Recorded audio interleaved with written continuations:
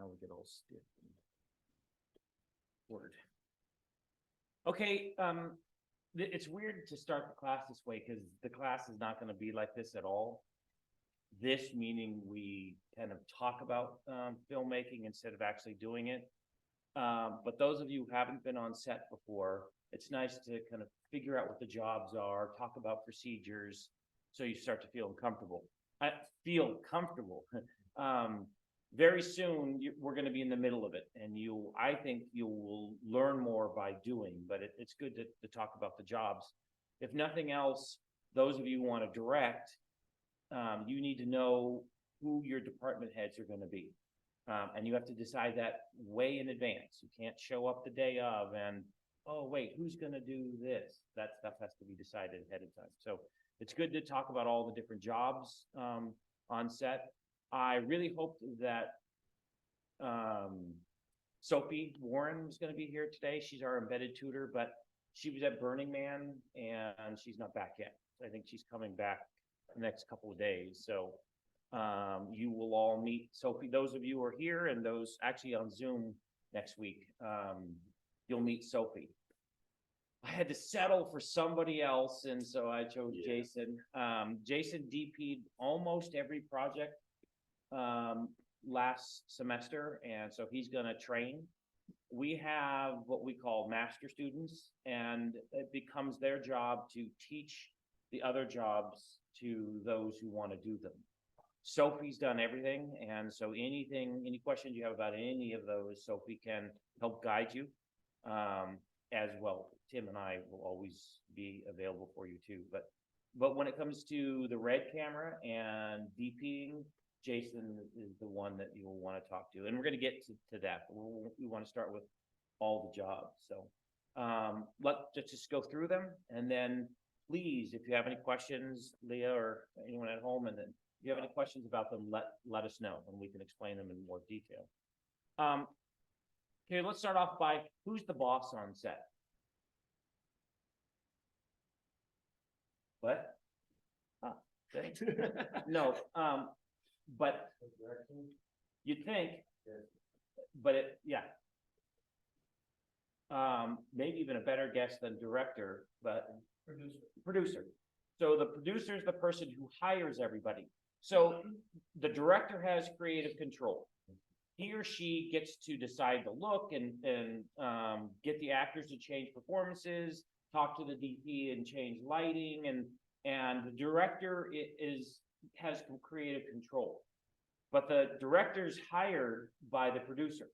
And there are stories of producers halfway through a film saying, I don't want, you're fired. And they hire somebody else to finish a film. Doesn't happen a lot because normally when you hire a director, you're hoping that he or she will, ride the ship. You trust them enough to give them complete creative control. But technically, it is the producer who is responsible. The producer pays everybody. The producer hires all the positions. Now, a lot of times directors will say, if I get this, I want my own DP. I want to have my own casting director, so that person, the director can work with that person to hire directors. But then the producer will say, okay, you have only $3 million for salaries, something like that. So the producer is the business person.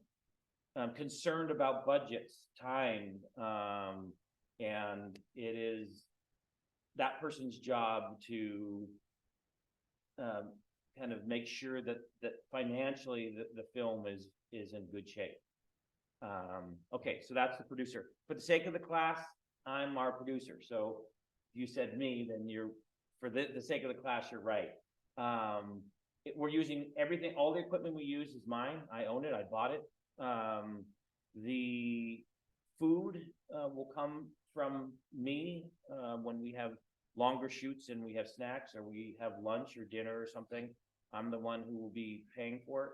And oftentimes when we're on location, it'll be my house or I will have arranged for the location. So I'm serving as the class's producer. Is anyone producing really interest you? Oh, okay, well, maybe I'll have you produce another project this semester. I hate it. I don't want to do it. I don't like the business part of it. Instead of raising money, I always just spend my own. Instead of begging for equipment from the college, I just buy my own equipment and we use it. Just because I hate it, a lot of it's fundraising and asking for donors and things like that. So I don't like that element of it, but someone has to do it. And now it might be you. Okay, so just below the producer is who?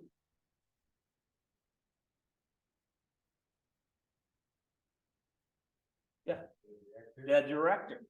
The director, once hired, is the boss, has complete creative control. Now, there are all these, they call them departments, but lower level bosses. And the director is the one who's in charge of or oversees all the different departments. It's the director's vision that is being done. And let me tell you one of the things that you should never, ever, ever, ever do this semester.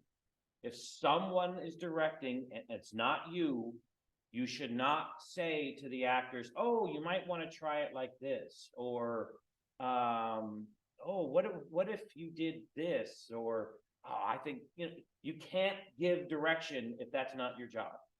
Now, if you know the director and you have some kind of relationship, you might quietly go up to them and no. You know, so it is a friendly, quiet suggestion if you know them, but do not ever try to take over. And sometimes it can be hard. You think, oh man, this would be really cool. I just want to kind of help. I have to force myself sometimes not to do that because I've been directing for probably longer than a lot of you been alive.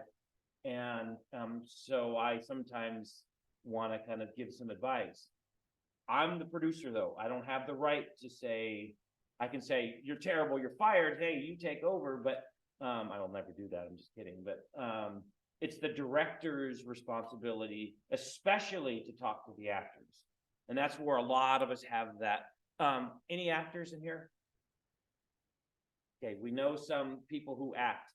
Have you ever had someone talk to you in it, who's not the director? And what does that feel like?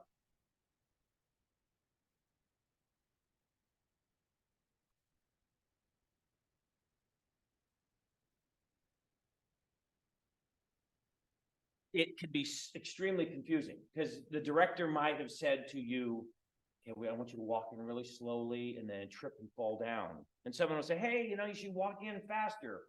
Now you're getting conflicting advice. You only listen to your director. So fight that urge if you're on set. If you're going to direct, you're going to have the opportunity to be the person who has creative control, but your job is just to help the director. Okay. Then the director has, there are all these kind of assistants. And what is the term AD stand for? Assistant director. And that might be the only time I say assistant director all semester. We say AD. Do you have any idea what the job of the AD is? Yeah. I assume it's the director has overall vision and get them where they want, and they do timing, yeah, so the director works with the AD to set up the shooting schedule. It's the AD's job to keep the group on schedule. So it is, come on, you know, we got to get going, we're behind schedule. Or if suddenly we break down, we're changing scenes and we need a scene, we will say, the AD will come in and say, okay, scene change, let's go, everyone. Or the actor, where's the actor? Let's get the talent, and the AD will find them. Also, it is the AD's job to, well, for example, okay, everybody ready? The AD will say, okay, quiet on the set. Everyone make sure your cell phones are off or on silent, or, okay, quiet on the set.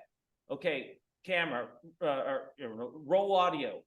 And then the mixer, okay, speed, roll camera. The DP, camera operator, will say, speed. That way we know the audio is rolling, the camera's rolling. And then it is the director says action. The only person who can say cut is the director. A lot of times directors want it to roll long. That's, by the way, one of the bits of advice I'm going to give. Some first-time directors are quick to cut, and sometimes you get good stuff at the end, reactions, stuff that you need for cutting. Also, we're not shooting on film, so it's not a ton of money to roll an extra 5 seconds. On film, that would be tragic. That would be awful because it's so expensive. But so anyways, there's kind of the procedure. The AD is the person who, and I think that's why you said the person in charge on set, the person who's, by the way, the first couple of films I did both jobs together. Why would that, do you think that would be tough, to be the director and the assistant director?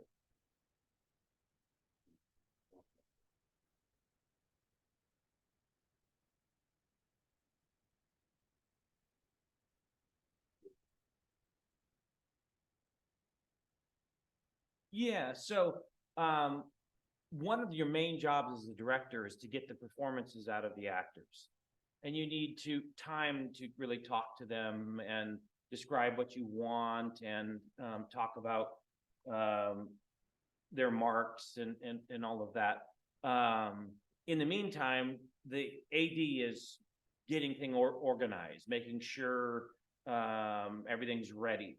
And quite honestly, I love Samantha's film. Didn't we watch that last week, film class? Yeah. Do you remember the one character, Grady, when he was the AD? God damn it! He smashes it over his knee and he's angry. I mean, that's an exaggeration, but really it's the AD who has to be the tough guy. Excuse the language, the prick. He's the one who has to demand things. And if you're a good AD, you're not a jerk, but you're the one who has to really push it. And it is the director who, focuses on the performances. And if you're wearing two hats, it's tough to push people and also kind of be able to be nurturing and get the best out of them. So it's nice to have two people to do that. Also, directors quite often want another take. And someone's got to be there to say, ooh, already 20 minutes behind. We've got 52 shots left and we got to move. And it's nice to have someone to keep the director in check. If you're someone like Stanley Kubrick, you might shoot a film for 18 months because no one dares tell you that you don't do a shot. Have Tom Cruise walk into a room 118 times, which he did on the film, what he did, Eyes Wide Shut. So, anyways, yeah. Okay, so who also sits at the table with the director? There's the assistant director, the AD, and who else? Yeah. The DP is often with the camera. The DP is one of the conversations the director always has about every shot is with the DP. But there's another person who actually sits at the monitor table with the director. Yeah. No, the audio actually often has a separate table. Yeah, script supervisor. We call him the scripty. The scripty is the person who always has a script in front of him or her. It is also known as a continuity director, so it's the person to make sure that eye lines are correct, the props are, the one thing that really bothers me in movies is when two people are eating or drinking, and they're drinking, and then you cut to another shot and the drink's all almost empty, and the next shot it's full, and all those types of things. You have to be aware of that. If you're shooting outside, the sunlight, where is it on the person? I shot a film, and my script supervisor thought she was being super clever and, taking everyone's picture on every single scene. We never shoot in chronological order. So in one movie, the protagonist, or one of the two protagonists, was a teacher. And so there were several classroom scenes, and the other protagonist was a student in that class. And so she had multiple outfits. Well, the scriptie got the outfit wrong, and so on this very important scene, she was wearing one blouse, and then they are supposed to walk out to the car to get, out to the parking lot together. As soon as they step outside, she had a different blouse. It was gone. I mean, it would have cost us thousands of dollars to bring the actors back and reshoot that scene. And the bad thing is, one was a short sleeve shirt and the other one was a long sleeve shirt. Our colorist changed the color of the shirt. We had to go frame by frame and color it. But anyone who's paying attention at all knows, suddenly, it's short sleeve, suddenly it's long sleeve. That was a continuity error. It gave me nightmares for years. So it's a very important job. It's also one of the people who talk to the actors. So the actors will often, if they forget a line or they mess up a line, it is the script you said, "Oh, you said, don't do that, stupid. Come here now." But it's really, "Come here now, stupid." And some directors are very particular. Woody Allen, for example, won't even allow an or any kind of change whatsoever. He writes his own scripts, and he's very particular and won't allow changes. Others will say, kind of get the gist, and that's good for me. But You said the script, you said eye lines are correct? yeah, so we're going to talk a lot about the 180-degree rule and framing. But for example, if you were filming a scene with Jason and me, and we were filming it, two guys hanging out talking, you might put the camera in the middle and have a two-shot, a medium two-shot. Medium meaning it's our waist to just above our heads, and we're both in the frame. I'm on the right side of the frame, he's on the left side of the frame. And then we might want to have a single of Jason and put the camera here, and maybe it's a MCU, medium close-up. And then we would put the camera there and have an MCU of me. Now, suddenly, if you had the camera here on Jason and you put the camera there for me, we're breaking the 180-degree rule. It's extremely confusing, and we'll talk about it a lot more. But that's part of the scriptie's job, is to make sure that the eye lines are correct.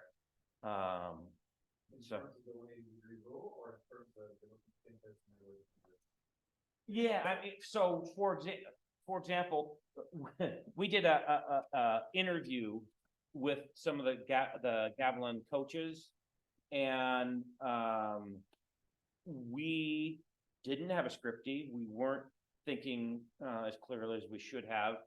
We had the camera on the right side for singles, which were perfect. But then we did a shot that was kind of behind the scenes type of shot, where we could see the lights, we could see them both, and all of that stuff, kind of to add, but it's on the opposite side. And for me, it's like fingernails on a chalkboard. I just can't stand it. In our last, so I don't know if I told you this, but every year or two, the Gavilan film program makes a feature film. And Tim and I select the best directors to direct segments. And Samantha, for example, directed the character's name, on the couch, and then she directed one for Do Not Disturb. But one of the segments, one of our students did for On the Couch. There was a scene where Sophie Warren, who's acting in it, was sitting on the couch, and then her mom was kind of talking down to her. And as we started to shoot, she shot the mom first, and she shot her from one side, and then for the camera setup, she went over the 180-degree line, and their eye lines were wrong. I said, "Ooh, that's not going to work." She said, "That's what I want." Okay, but can we shoot them both ways just because it's not going to work? I was the one who was editing the film. I knew it was a problem. No, this is what I want. And I'm thinking, expletive, God, this is going to be a problem. So we shot it, and then I edited it, and it just looked awful. And I showed it to Tim, and I swear it played for about 3 seconds. Tim said, "Oh, this sucked." And we had to go and reshoot it. I had to get Sophie to come back in. This was several months later. We had to get the lighting exactly alike. We had to get back into this house, which was a real problem. We had to get her in costume and hair and makeup and everything. And we had to reshoot it because the eye lines were wrong. Well, Scripty's job is to think about that. The director does too, but you got to pay attention to details, and those details. The Scripty will not only have a script, but oftentimes the Scripty's looking at the screen to see if there's anything in the background that looks. Oh, there's a can of Coke that's in a place it shouldn't be. It's not a prop. It's someone on the crew set their drink down and you can see it. Or oh, there's a stinger. Anyone? Shut up. Does anyone know what a stinger is? It's a snake. We don't call extension cables. We say stingers. Power cables, or an XLR cable, an audio cable. If you can see it, it's a problem, and it's the Scripty's job to try to look for those little problems that you don't see until you start to edit something over and over and over again. Or you're looking at a small monitor, and suddenly it's on a 90-foot screen, and that little stinger going across the back looks just awful, but you don't even notice it. So all jobs of the Scripty. So we have, there are jobs like the production designer and the production assistant, the PA. But let's go to the camera department. What's the term? We said an AD for the assistant director. What do we call the cinematographer?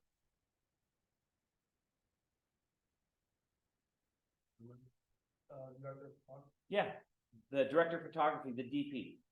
And the director of photography is responsible for the look of the film. It starts with lighting. How are things lit? Do we like the shadows? Do we like the light? And is it creating the romance that we need for the scene, or the horror that we need for the scene, or the uncomfortable? Oh wow, that shot looks beautiful. That's the responsibility of the DP. The DP often will never touch a light though, because he has other people who does that stuff. He or she, they have that stuff. People who do that stuff for them. But if you have a smaller crew, you're going to have to touch the lighting and know how to use it. Yeah. Oh yeah. And oftentimes we'll go through some of the other parts, but like the gaffer will set it up. The DPs want some tweaking, so the DP will go over and make some small changes. Oftentimes on big sets, though, the DP will say, "Put a blue gel on that light," and won't actually, I need to stop down 2 stops, get some ND filter or whatever. So, but the DP is responsible for the lighting. What else does the DP do? Actually, this is where I should. So the DP does the camera stuff, and so you have the AC, the first AC, and so the assistant camera one, and so it's more of the person that does the lighting. Like if you need a fill light, or Okay, I'm making stuff up right now. Yeah, Uh, the DP and- should have at least two assistants, first Yeah, AC, second AC. That's what I'm meaning. Yeah. What does the first AC do? It's just the assistant to like, if we need a, like a fill light, right? No, it has nothing to do with lighting, Okay. camera. So, if you're swapping lenses or anything like that, and so, the As the DP, he will say, oh man, this is a 35, I want a 50. So the DP will say to the first AC, get me the 50. It will be the first AC who gets the 50 millimeter lens, brings it back, and will hand it to the DP, and together they do a lens swap. Tell them one of the big things about lens swaps. because how expensive those things are is that you have to, when you're handing it off, you have to say, got it. Because if you're working with Grant, got it. I will not Yeah. let go of the lens until the receiver says got it. So if I'm trying to hand him the lens, Got it. I won't Yeah. let go. And I'm telling you, I've lost 2 prime lenses from students kind of handing the lens kind of like that. And my DZO lenses are about $5,000 each. And they're glass. Well, I mean, the inside is glass, and you drop something like that and it's garbage. We had we had that 35 millimeter lens that I donated where it will no longer hold focus because the focus rings, the student kind of bobbled it, and now it doesn't quite hold lens. We also had that 24-105 lens that had issues because I think somebody dropped it or bumped it or whatever. So anyways, you got to be super careful with that, and we'll talk a lot about that when we get to the red. But first AC. Yeah,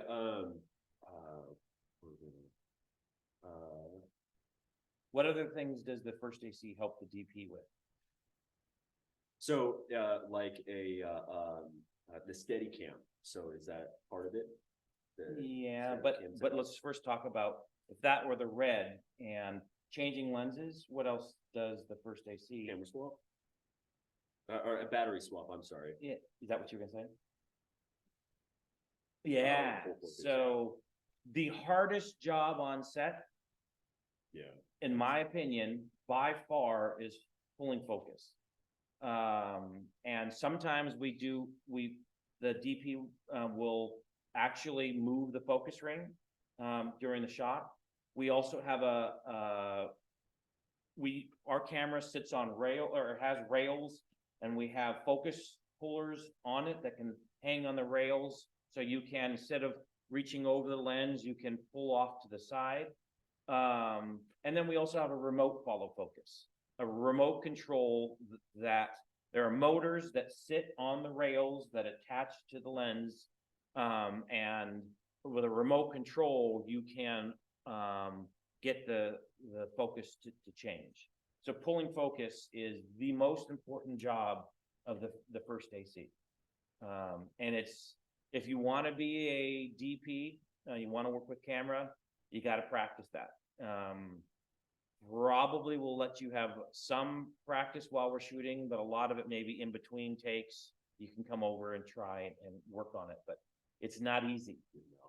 You could mess up shots, like it could be a perfect acting and all that stuff, and then you're like, oh, I noticed I didn't pull focus clearly, and so you have to retake it, and it could be the shot that they use in editing because it's just a minor thing. Hopefully you get it on time, but it's really hard. Yeah. We often shoot with very shallow depth of field. What does that mean, by the way?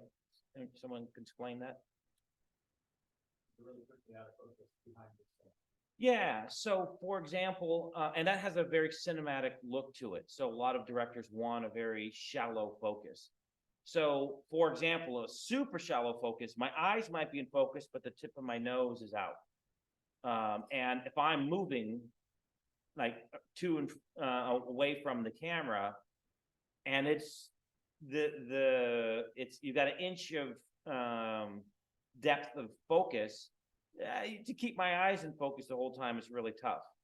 We try to shoot with a little deeper focus where we'll have 2 or 3 feet. So if my face is in focus, the wall is completely blurry. But if my face is in focus, for example, my hand could be in focus.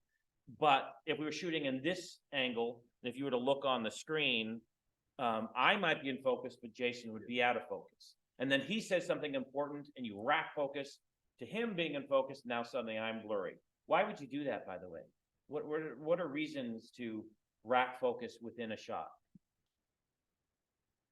Absolutely. It's exactly right. So if I'm in focus, the audience is watching me. Now suddenly if they rack focus to Jason, now it's forcing you to pay attention to what he's saying. And not even what he's saying. I might do the talking, but it's forcing you to look at his reactions because I'm saying that he's a big lazy guy and nobody likes him and he smells. And so it's focusing on his hurt feelings. None of that's true. But if you know what I mean. So we'll often rack focus to force the perspective that we want. So that's the first AC. What about the second AC? No one knows what the second AC is. I'm blinking on it too. Yeah. Slate, Okay, yeah. yeah. The number one job of the second AC is the slate. And the slate keeps, we jam our audio recorder to the slate to the camera. So when you operate the slate, you see the time code, the digital time code on it, and we also get a visual representation of the spike in audio as the slate closes. So that's part of it.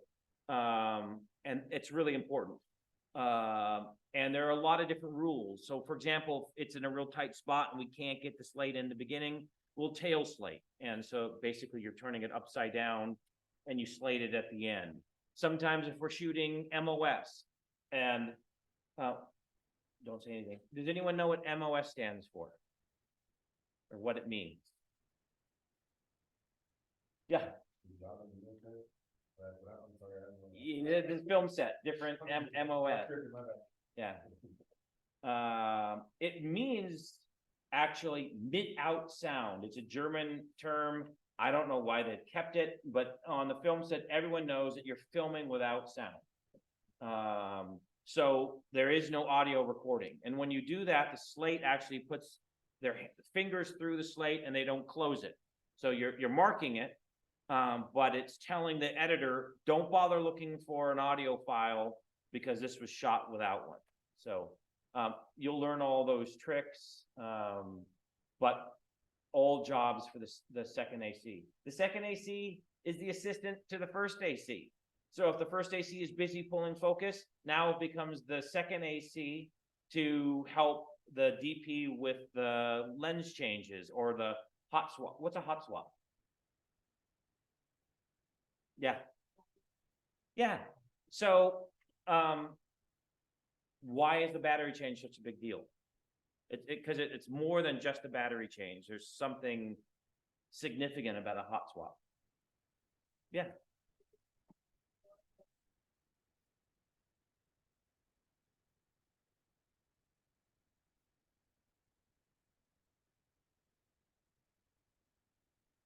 In part, that's why we swap batteries soon. For example, the Anton Bauers, the batteries we're going to be using, we try not to go below 30%. And it's because it changes the number of volts, and at some point the camera is going to say, not enough, and it will shut down. So we try to swap batteries before that. But it's not just a battery swap, it's a hot swap. No. Yes.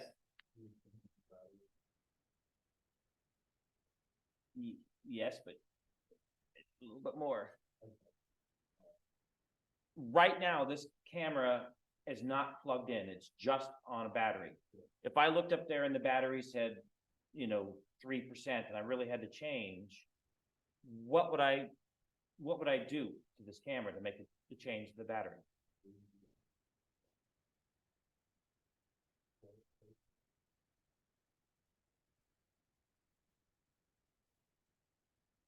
So that's exactly what a hot swap is for the red. When you shut down the red, it takes time to reboot, and then it loses time code, and then you have to rejam. There's all you have to recalibrate and do a lot of things. So we want to keep the camera running. So a hot swap is when you put AC power into the camera, so you can pull the battery out, put a new battery in, pull out the AC power, and you're good to go. And that it takes a few different hands to pull the battery, put a new one in, power, and a lot of times there's no power right near the camera, so you have to run a stinger to the power and all of that. So hot swaps are a big deal. So, and this is all stuff we'll get to with the red. What?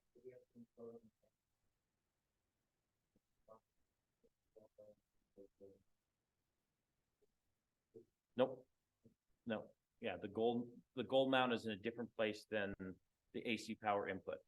So that's kind of the purpose, is that you can power it, keep it powered with AC while the you swap out the batteries. Yeah. Oh, yeah. So last semester, I had to ship my red in, and it was almost $6,800. You're supposed to take out the SD cable, because when a power source is hot, like a battery is first put in, it spikes the power to the SDI cable. So what you want to do is undo the SDI cable when you do your hot swap, and then plug it back in. Yeah, we're definitely going over that this semester, because that was a pain to be without the red for a little bit and spend all the money. Then there are moving cameras, and I think this is where you were going. Everything we've been talking about is the cameras on sticks. What ways do we use? What things do we do to get moving camera? Get the camera to not be stationary. Yeah. Okay, wait, just one at a time. So Steadicam operator is quite often not the DP. It is a separate person. So another person on set is the Steadicam operator. Sometimes DP does it. It is a very taxing job. You will sweat. You will need breaks. And so quite often the Steadicam operator is separate. The Steadicam operator has to work in conjunction with the DP, first A and second ACs. But absolutely, that is a great way to get the camera to move, because the camera essentially just kind of floats around. That's the look you're after. So Steadicams are becoming more and more common on sets for sure. What else? How else do we get moving camera? What? The jib. Yeah. The jib is essentially a crane.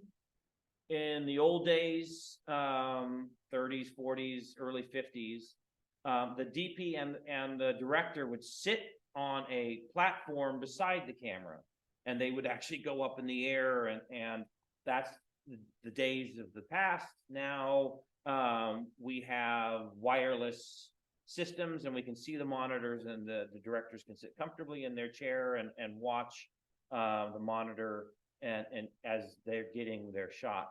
But a jib is essentially a crane. The camera gets mounted to one side. It's the jib is on a oversized, very strong tripod, and there are counterbalance weights on the other, and it allows the camera to move up and down. You can also swing it side to side to do combinations. What we often do is put a jib on a dolly, so we not only have the dolly movement, but then we also get up and down and lateral movements. So combinations of things. The jib is really great. I had a 30-foot jib and I have a 12-foot jib. I bought the 30-foot jib and it was, I think it was like $18,000 or something. And when I first got it, we used it a lot because the good old days. But it took at least an hour for three of us to put it together and a good hour to disassemble it. So it was a couple hours to get a shot, and sometimes it was one shot. So I just stopped using the big. It had remote control, so you could get it to pan and tilt and do all these things, and yet all that stuff took time. We have a much more simple jib that I think it's 12 feet long, and so on. If you extend the tripod, you can get it up 12, 14 feet. But it's something that you can use in a room. We've used it in the bedroom. Yeah.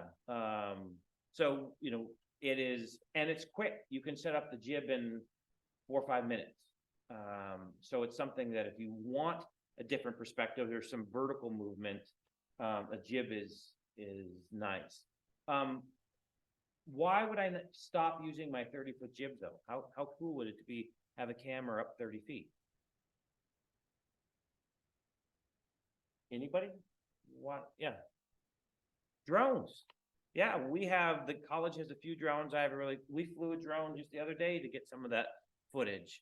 And I can go up, I think that now it's 2,000 feet is my limit on my drone, but 2,000 feet is a lot better than 35 feet or whatever it was. And so, you have way more flexibility and control with the drones. Okay, what else? Is there any other moving shots? Things that we want to talk about? Yeah. Yeah, dollies, they often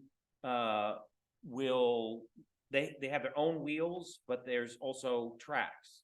And we have two types of dollies that we use. We use the duty dolly, which is very small, and we can set up in 2 or 3 minutes. Just the camera itself runs on the duty dolly, which can either run along the floor, it can be on a tripod and run that way, but it also can run on rails that between 2 C-stands, so it can be up higher in the air. It can mount vertically, or it can hang from below too, which we've never done while you were here. But it has some flexibility. It's pretty quick.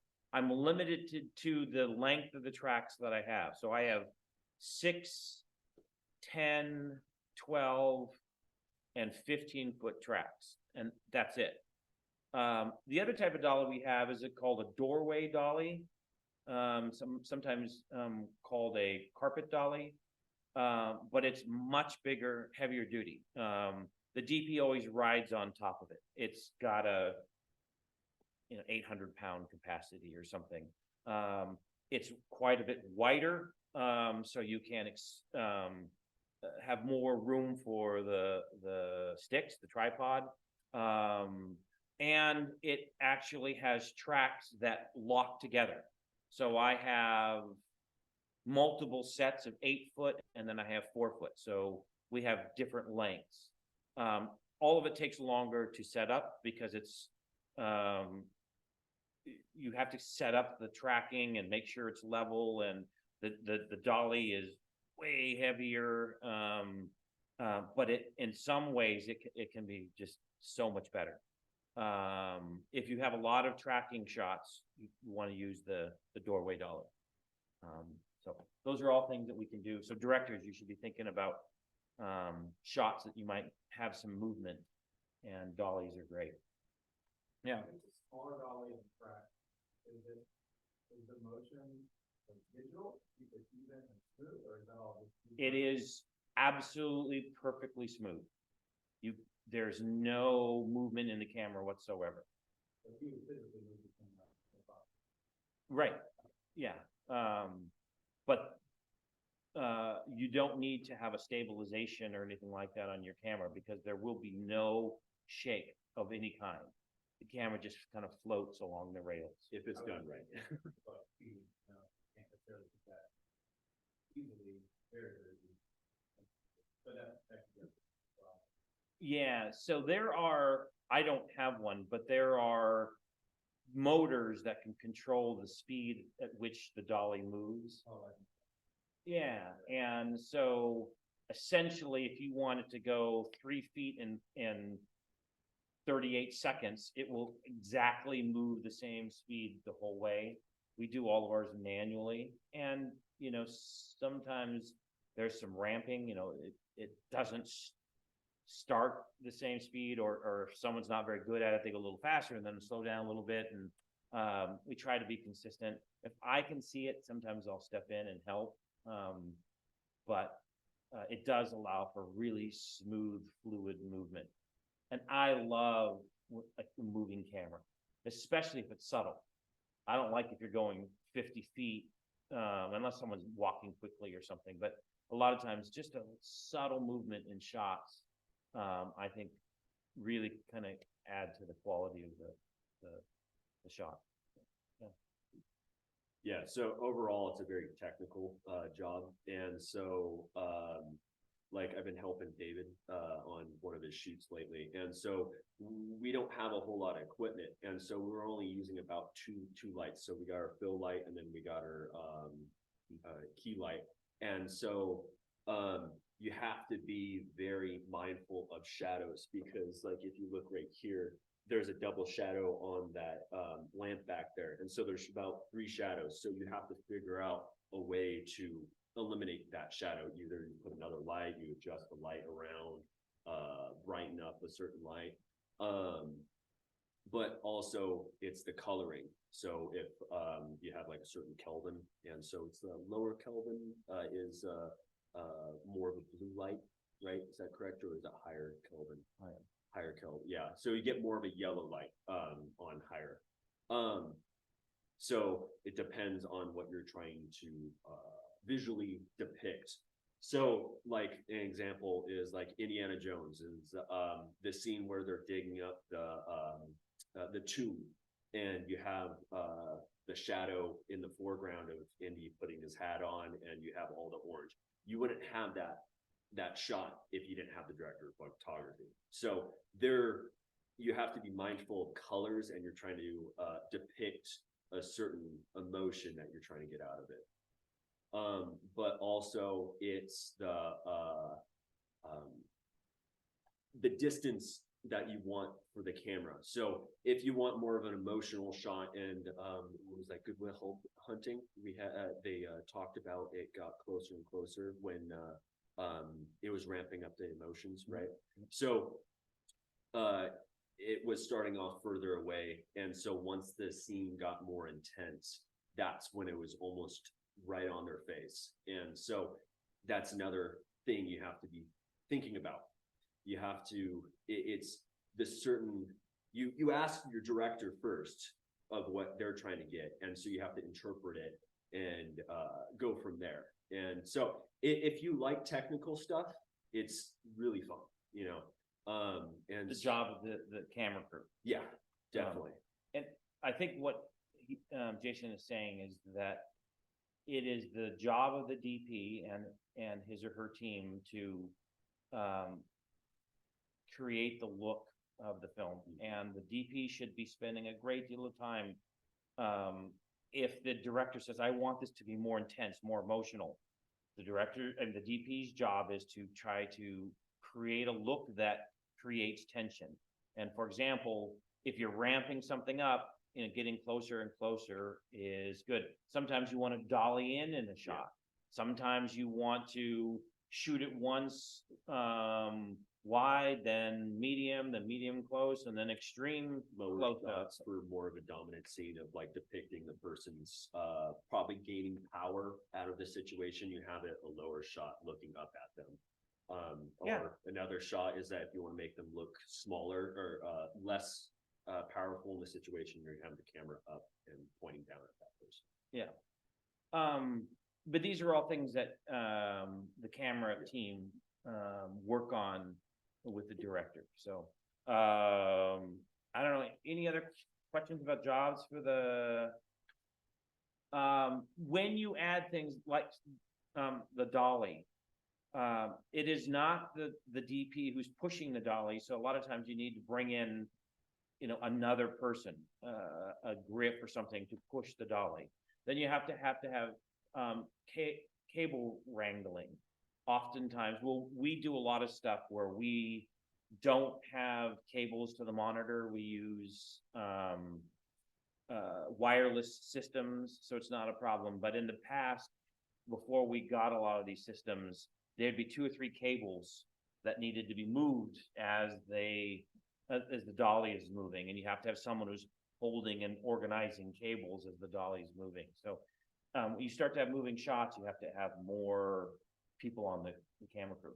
It also helps of having editing skills behind being the director of photography, is because if you're thinking about as the edit, even the director, you have to know that. But is as an edit is like, how are you going to transition? Is there like a smooth transition shot? Is like it's getting blocked behind a wall and then going to another one, and so that would be a cut between it. So like 1917, they seamless shots, and they had to figure out the logistics behind all that. Yeah, that's why I think directors should work in every department. Not necessarily does a director have to edit his or her own films, but if she is not skilled at editing, you're not likely to think about things that the editor is going to need. A term we use a lot is coverage. What would you guess coverage means? Yeah, I mean, to get the reactions you want, you need coverage. To be able to cut from one thing to another, you need coverage. And first-time directors often think, okay, I want this and I want this. Well, how do you get from that to that? How do you know what I mean? It takes extra stuff. So I'm often going to say, when you do your shot list, well, what about we also do this? Or on the day of, I'll say, okay, you got your shots? Yeah, okay. What about this? We can try this. Or, we need cutaways. What's a cutaway? These are all terms you got to know. Yes. If what?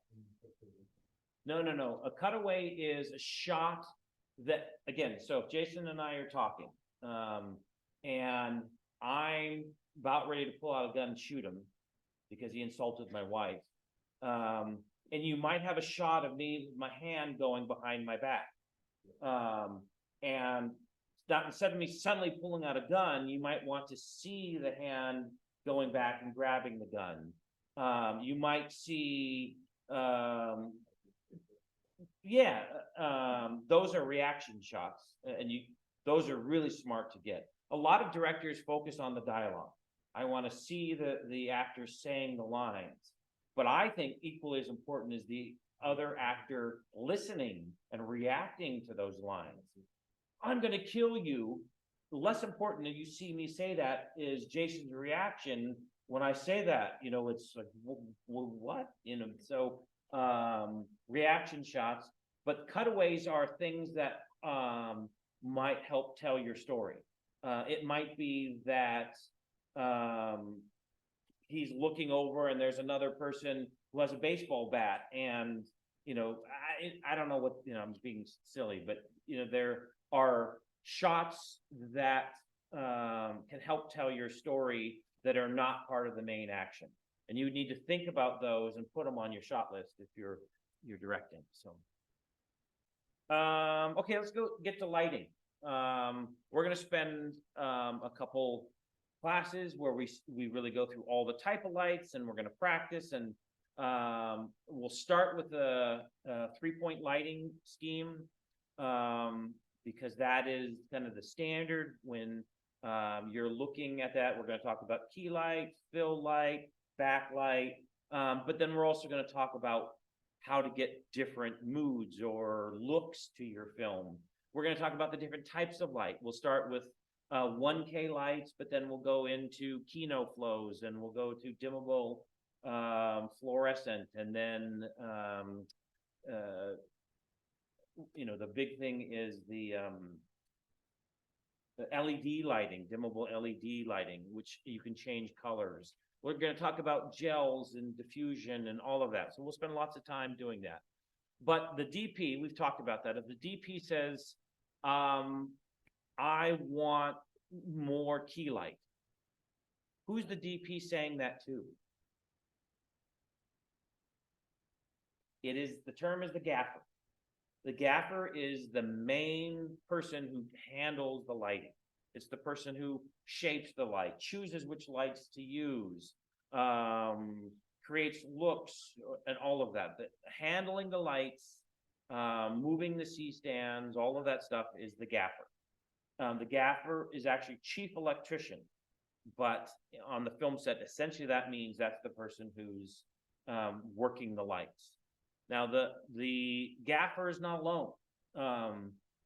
Doing lighting can be, time consuming, and it can be a lot of work, especially if you're shooting in a large set, because you're not just lighting your subjects. A lot of times you're doing the lights behind them. In fact, I love doing this. Tonight or this weekend, when you're watching some TV show or movie or something, and it's a night shoot, look behind the action. I had on just last night, Bridesmaids. Have any of you seen Bridesmaids? Remember the scene when she gets pulled over? Yeah. And the police officer's talking to her and getting her to walk a straight line. She does her silly dance or whatever. Look behind the police officer. You can see for about 2 miles. It's nighttime, but all these trees are lit up, and they're on this country road. There's no businesses or anything, and yet they've spent a great deal of time lighting up all of that stuff behind them, so it's not just black and dark and you can't see anything. To make it visually interesting, they have spent a great deal of time lighting the set, which is this road out in the middle of nowhere. So can be a huge job. So the gaffer needs a key grip, and then the key grip is in charge of all the grips. And the bigger the production, the more money they have, the more grips they'll have. I've been part of shoots before where there's more than 20 grips, and you can tell a grip because grips all have. Excuse me for a second.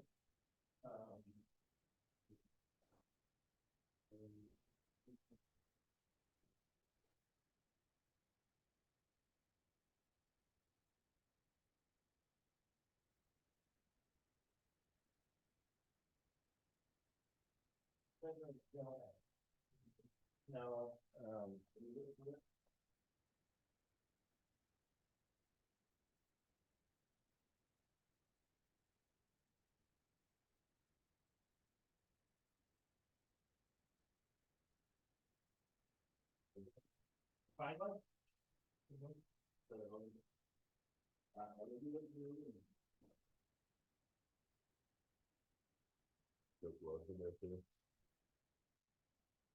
Ah.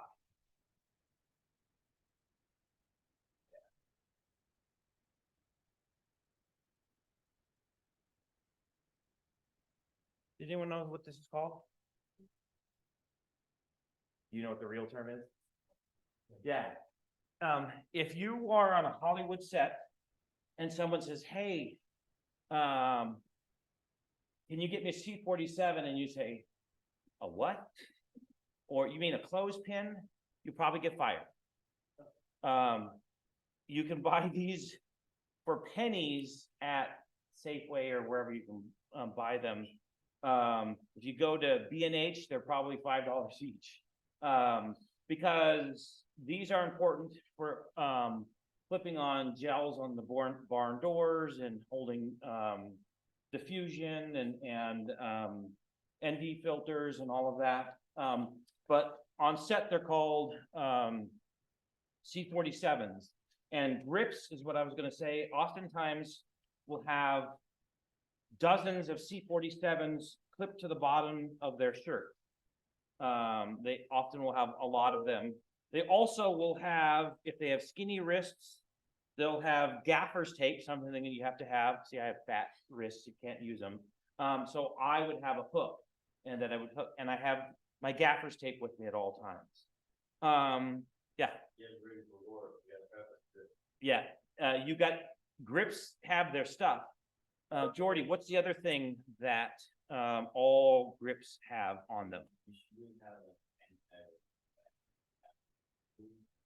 Essentially, you're not going on me, but you're leading the team, making sure that the other department is together, partner, and you're getting exposure. You're making sure that talking to your DP. DPS, like, your lighting director, your DP, and things not easy like spot for the light. Yeah. The other thing that all grips have to have at all times are gloves. Because we don't use them as often. We only use them 2 or 3 times last semester. But when you use the 1K lights, the light bulbs get over 1,000 degrees, and they get the steel, the barn doors, the lights, all probably 300-400 degrees, and you have to touch them. If the DP says, scrim that down, now you have to open the scrim guard and put a scrim in, or I need more light, take out a scrim. Now you have this light that's in front of this bulb that's over 1,000 degrees, and it's metal. If you don't have gloves, I mean, I have before not had gloves and been in a hurry, and I pulled the scrims out. You can only hold them for a couple of seconds or your flesh burns. But I pull them out really quickly and basically drop them on the ground and let them cool. But then there'll be days where I can't feel my fingertips. You got to have gloves. So if you are a grip, you got to come prepared. I usually have a few pairs of gloves in the grip case. So if you are handling the lights, make sure you protect your hands. But those are important. So we mentioned gaffer, best boy, grips and key grips, all part of the lighting crew. And again, we'll spend a whole class where we're going to talk about C-stands for a long time, how to open them, how to set them. I've seen some really bad accidents because people didn't set up the C-stand correctly. If you don't do the arm right, it'll fall down. If you don't put the sandbags on the right, in the right way, they can fall over. And the lights we have, like the Godox lights we're using, they're a couple $1,000s per light. And if one of them falls over and breaks, that's $2,000 that I have to spend to replace it. And this, by the way, not the college. This is all me. This is my money, my stuff. So yeah.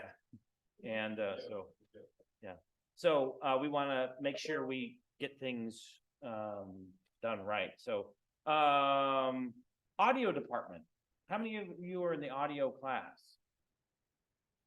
Okay, the 3 of you have to do this. Now, I'm not just talking to the 3 of you, but you want to make sure we'll have the audio mixer, and that person has lots of jobs, not only to set up the FA, but the first thing you want to do is jam audio. Jamming audio there's time code. The F8, the audio recorder, is what creates the time code. So we set the time code and jam it to the slate. Then it's the job of the first AC to jam the slate with the camera. And that way we know that the time code is perfectly synced with the audio and the camera. By the way, why do you think that's a big deal? Why do we have to worry that their time code is matched? Yeah.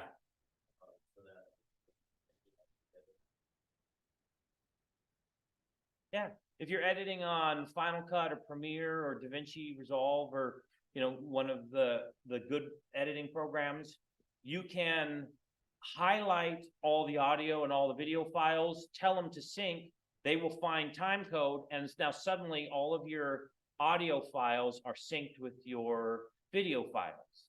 And I think some of you are thinking, well, wait, why separate audio files? Do the cameras record audio well? No. No, professional movie set ever uses the camera to record audio. Now, the Red does, this Canon does, it does it poorly, but it will record. We use it as a scratch track, more for syncing or a reference later. We always record audio separately. And then when you have a separate device recording audio to one recording video, you need to be able to sync those up. So time code is a very easy way of doing that. So first step is to jam audio. Then all your inputs. If Jason and I were having a conversation and we're filming it, how would you mic us? Yeah. What are you doing? I'm just kidding. With what kind of mic? Don't say it wrong. Yeah, Tim calls him a lavalier, and I think he's drunk half the time. I call him a lavalier. It's bananas or tomato. They're a lapel mic.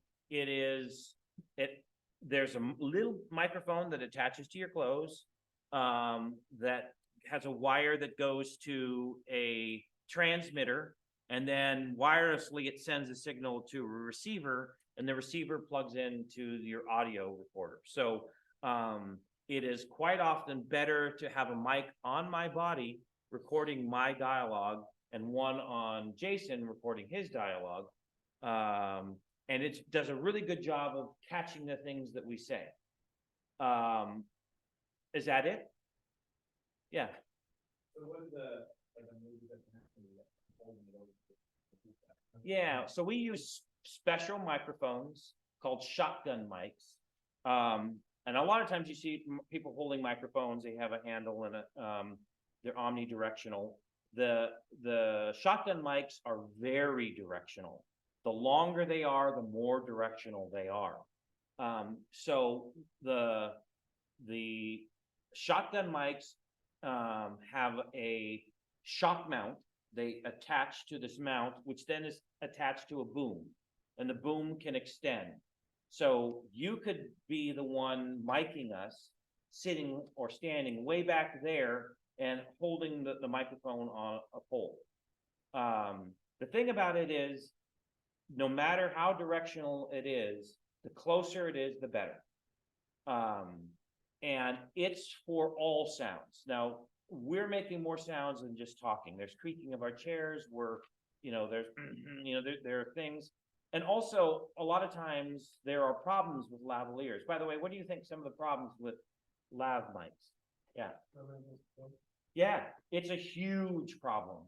We deal with it on every single things like people, will touch themselves or move their clothes. They have loud clothes, jewelry, certain clothes that are bad. I have bought these special mic covers that, ideally, if you're doing an interview and you see the mic, no big deal. But if you're doing a performance, a film, and you don't want to see the mic, you got to hide it. Now it's underneath clothes, that can be a problem. So there are certain places where you can adhere the mic to the body where it has good sound and you're less likely to get close contact. But in addition to that, we have special covers. But even with that, at times there's an issue. If you ever seen Singing in the Rain, they kind of make fun of mic noise. But if you get it down, sometimes you can hear people's heartbeat. You can hear them breathing. You can hear movements that are not necessarily related to clothes, that people, it's surprising how often people touch the mic. And so the shotgun mic is often a backup. So a minimum, there's 3 mics, his lav, my lav, and a boom. if I get up and walk over here, now we need a boom on him there, we need a boom on me and a lav on both. Now suddenly you come into the scene. Now there can be at least one more lav, maybe another boom. So we start to, the F8 has 8 XLR inputs, 2 half-inch inputs, and then 2 quarter-inch inputs. So you can have 12 mics. We typically shoot with, we have 4 lavaliers. The college has some too. Usually 4 does it for us. And we rarely shoot with more than 2, booms, 2 shotgun mics. But if you did that, you might have 6 inputs. Now the mixer's got to make sure all those levels are just right. By the way, when you go to edit, when you have multiple mics, do you ever listen to more than one at a time? Never. First of all, it starts to sound like you're adding reverb, but it's just noisy. So you got to pick the mic that you need at that moment. I'm speaking now, so it's probably my lavalier. Now suddenly, talking. and so you mute my lav, and then now you have Jason's lav, and then neither of us are speaking, and yet we're rustling paper. Now you go to the lab. So when you're doing your mix, you are turning on and off microphones. You're EQing them right. It's putting all that together. So it gives you way more flexibility, the opportunity of more good sound, but it becomes a lot more work. Yeah, so like in the editing process is that from the interview that we did with the coaches is that there was a slight echo to it. And so we had to figure out where it is on that frequency to be able to cancel that out. And so it's just that minor corrections. And so like he was saying is that we had our main track, both audio inputs on one thing. So you have to, it was on, I think it was stereo. And so it had both inputs together. And so you have to put both right and left together, and you have to make the track. You have to double the track, and you have to put it. These are all things It's very technical. We'll explain that stuff in I'm not editing. explaining it correctly. Editing class. Yeah. But it allows for much better sound, but it takes an effort to pick the best mics and stuff. Yeah.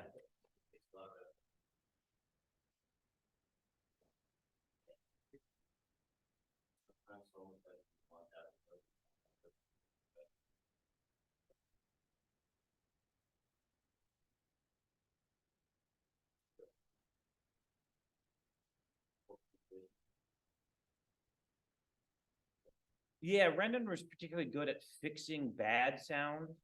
What we really want to do is record good sound so that Less issues.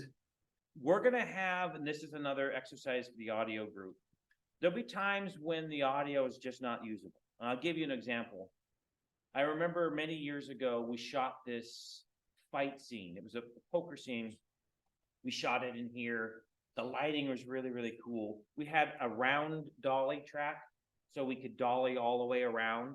And if you dolly all the way around, you can't see anything beyond. So we had a hard light coming down right on the table.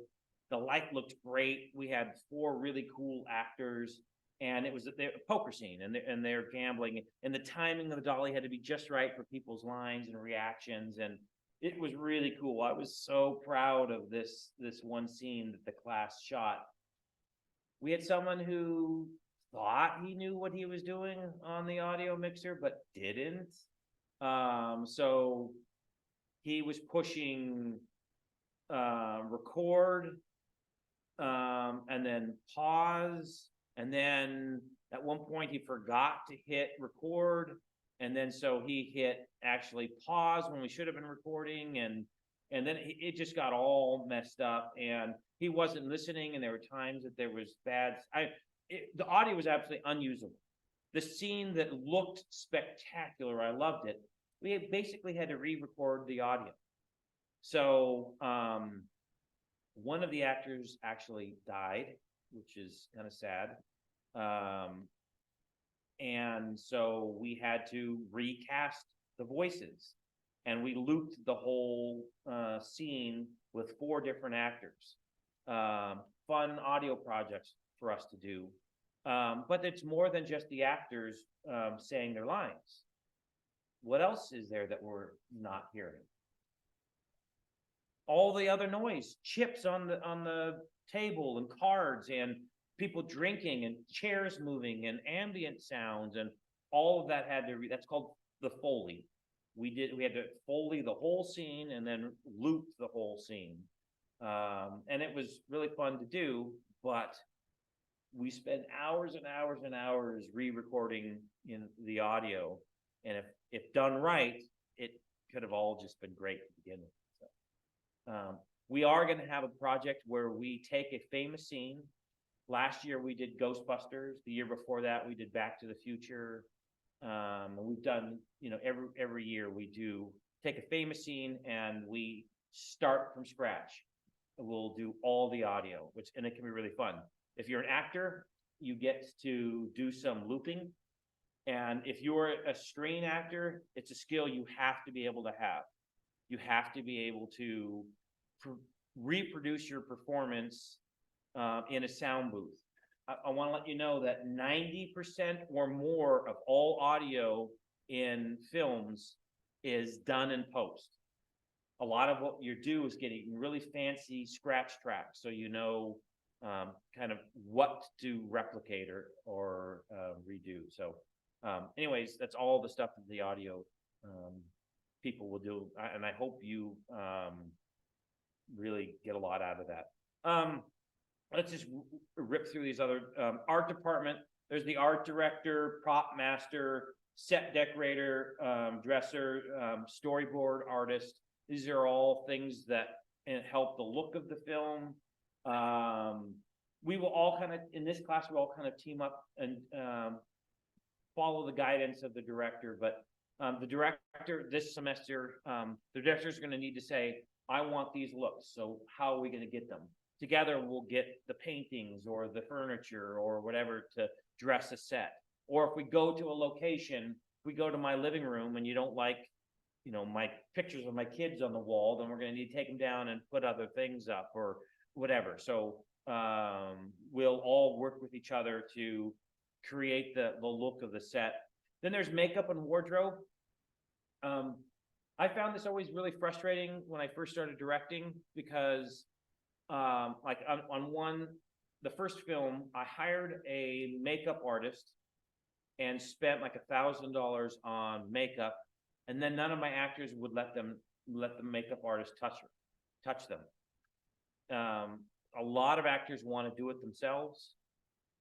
So what I found out over time is it's basically specialty makeup.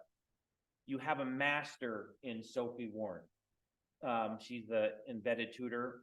If you want blood, you want goblins or aliens or whatever, she's fantastic. If you want to try it, you want to look at it, or that's something that interests you, Sophie can really do a lot of cool stuff. So I'm sure she'll be happy to do those things on your films. If you want to learn it, I'm sure she'll be happy to show you what she does. I buy movie blood. I actually buy it by the gallon. I'll buy 10 gallons of movie blood. What? Yeah. Yeah. Except that she scoffs at my blood. She has her own recipe, which she won't tell anyone, by the way. I hear that. What? Yeah. She says it doesn't stain like the stuff that you buy. Plus, it's got a more realistic viscosity. And but anyways, you can watch her in action. I can show you some things she's done that will blow your mind.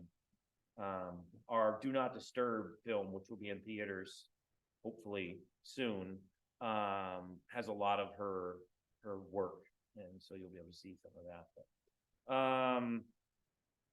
hairstylist, same thing. Costumes though are a big deal. I have a lot of things and I always want to add to my movie costume wardrobe. So if there are costumes that we need to get or make, I don't make anything, but Sophie can, but I'll buy things. But I don't know. Pyrotechnics and explosives, special effects, stunt coordinators. I hope we don't have to do too many stunts. We've done some films. One of the film I'll tell you, have any of you seen Old Boy? Okay, yeah. We did a film where we were imitating the movie Old Boy. There's a scene in Old Boy, it's this long action scene in a hallway. And it's the fight scene. We actually did it on this wall. We shot an establishing shot where our protagonist was a woman and she walked into this room, into this building, and it had a hallway. And then we could see her point of view down this long hallway. But then we shot against this wall here. The wall, we painted it the same color as the hallway in the other scene. But it was this long dolly shot where we were dollying in profile as she was kicking the crap out of, I don't know, like 50 guys. And it's a long fight scene as she moves down the hallway. And we actually had to stop at one point and start over again. And so we had some insert shots in the actual hallway. So we did it there, but it's a narrow hallway and you can't get a camera where you're seeing all the action. But the whole thing was choreographed. Renan, you've heard me say his name several times. Renan choreographed it. They rehearsed it like crazy. And when they were rehearsing it, they were throwing the actors on pads and they were a lot of kind of pulled punches. But when they were going, they were throwing on this ground, and there were a lot of connected punches and things like that. But when we were all done, it was pretty cool. So, but Renan was our stunt coordinator, and all of the people who took falls had martial arts training, and no one got hurt. Anyway, that's my list. Can you think of any jobs I haven't mentioned? We have all the post-production editors, color correctors, people who score and mix, score the music and mix and the audio and all of that. But this is more about production and less about post-production. So we've been rambling a long time. Let's stop and ask questions. What? Yeah. Oh, there are some. Sorry, those of you at home. Let me send the call sheets. Producer. Christopher, you probably said those a while ago. Sorry about and actually he left, so I didn't respond, so he got pissed off at me. Sorry about that at home. I will keep this up so that I can see if you have any questions or comments at home. Anything else? Any other? Yes. Kind of related to that. Try to learn how to do good color correction. And I feel like when I look at videos, a lot of times they film it, for lack of a better word, colors are a little more muted. You can push up saturation later. Is that something you want me to do? So we're shooting with what I think is the best camera in the world. And part of it is it's so forgiving. It shoots in RAW. So it shoots everything. So the entire spectrum in the Sony, for example, if it doesn't look good on the monitor right now, it's not going to look good later.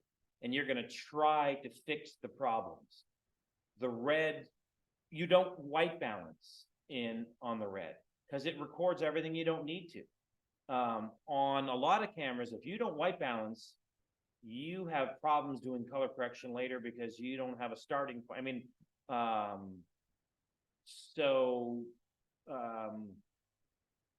it really depends on the camera you use. and we'll skip steps that a lot of, DPs will have to do. A lot of them will not only white balance, but they'll before they put their slate, they'll put a color board. So you can do a lot of those things. With the red, you don't need to. But in post-production, we'll talk a lot about color correction. DaVinci Resolve is the industry standard. But you can do color correction in Premiere and Final Cut and Avid and everything else, but Jordy? I want to add as well about that. The other big part is we do this called basically focus, for actual time to the so you put the filters and the filters, you think that's this stuff. You put the filter in there and it gets the look for the whole. I did a filter all over the grant. I did a product, I put the filter on and do it like 11. Yeah, so what you're talking about is a LUT, so lookup table, and so what it does is essentially what the saturation. So it gives you all the numbers already laid out, and so you could also change it and on. And so it's just more of a baseline of getting where you want to get to later on. We'll talk about stuff when we talk about the red and the camera. We'll talk about things like how much light, and we'll talk about aperture mostly. For a lot of cameras, they talk about the I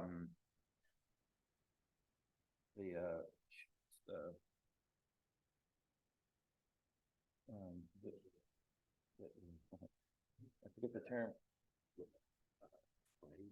No, you change the light by adjusting the aperture and the ISO.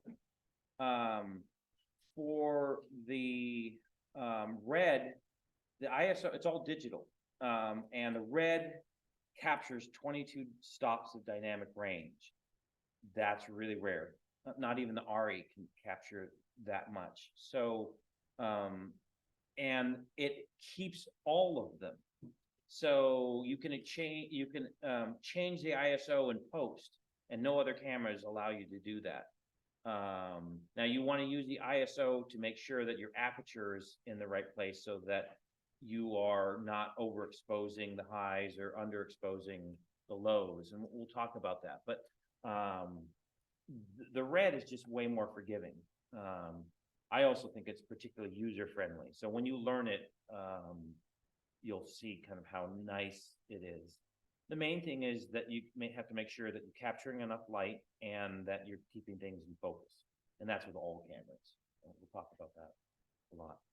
DaVinci Resolve, which is a free program.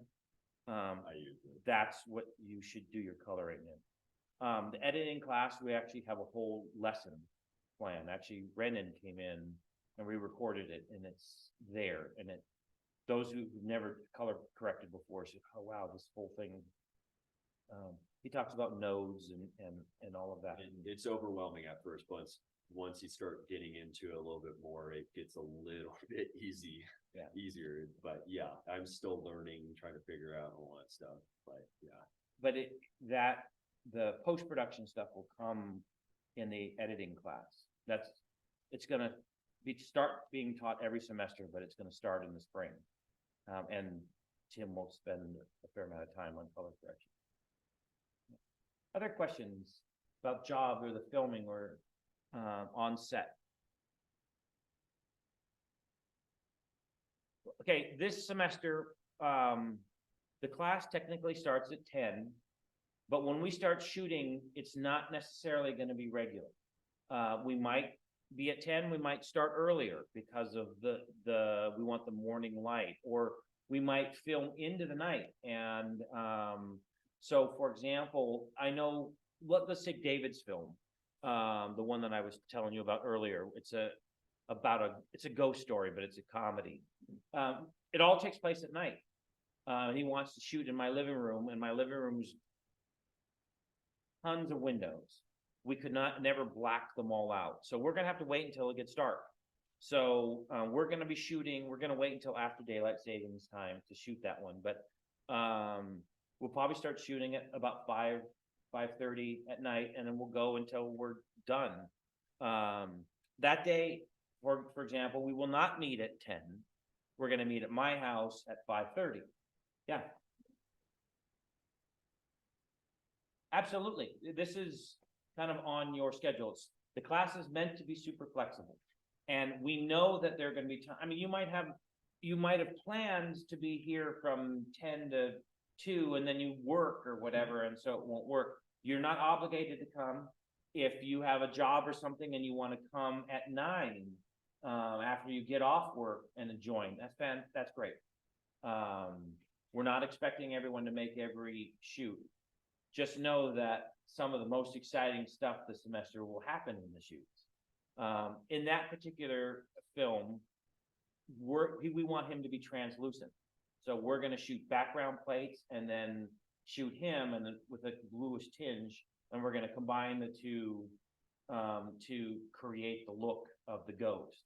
We're not doing that on anything else. So if you want to see that in action, it'd be fun to be there. There'll be others. Jason's doing kind of a horror film with a demon, and that's going to have some special effects, cool shots. We're going to have, every shot will be different. So the lighting will be different. The audio will be different. The looks will be different. Some people love handheld for their horror films. Other people love lots of dolly and jib work. Other people want to do everything on the Steadicam, or other people want to be able to do things on the sticks. And so every film, every week will be different. Those people who've been doing this for years still learn every single time they're on set, because they're different problems, different issues.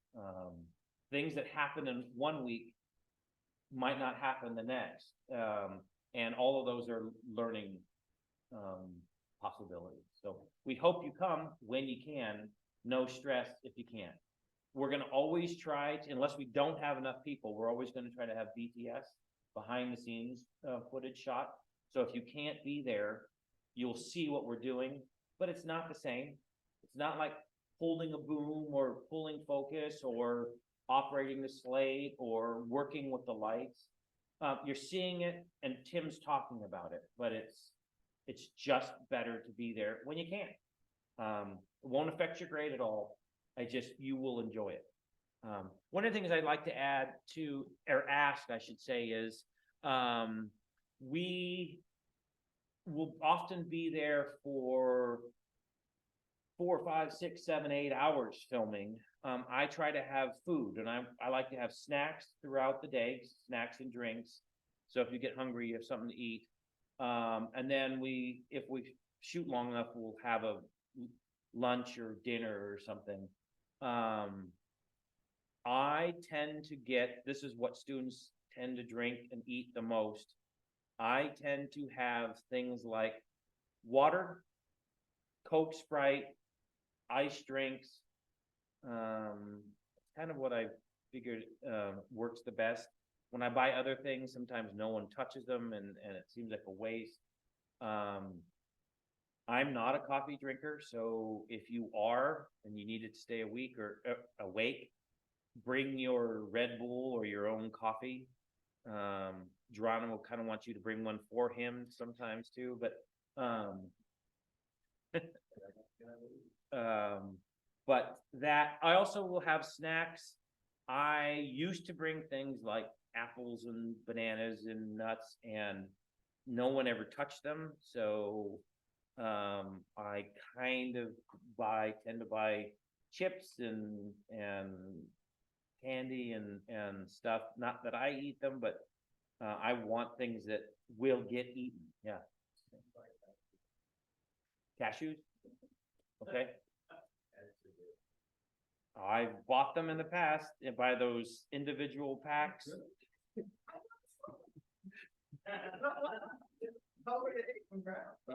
Yeah, my son loves it because I bring all the stuff home to him afterwards, and so last semester I bought a box in the beginning, and it never even got opened until like the 12th week, and then someone had one box of nuts or one little bag of nuts. Wow, okay, I'm telling you right now, there's licorice and chocolate or something out there now. Geronimo and Tim and I try to have snack food, so anytime during the week, if you're on campus and you want some junk food, by all means, come in. I've been talking about getting a little bar refrigerator, Geronimo. Yeah. And filling it full of waters and drinks, to have here.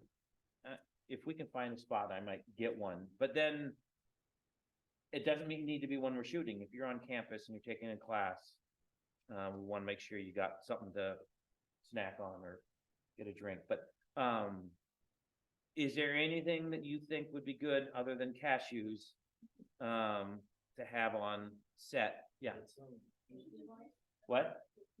Yeah, I always have some breakfast bars, protein bars, things like that. They do get eaten, so I tend to buy those. Yeah. What? Veggie straws. Yeah, I will get trail mix. They have those individual packets, and so I tend to get those. Yeah.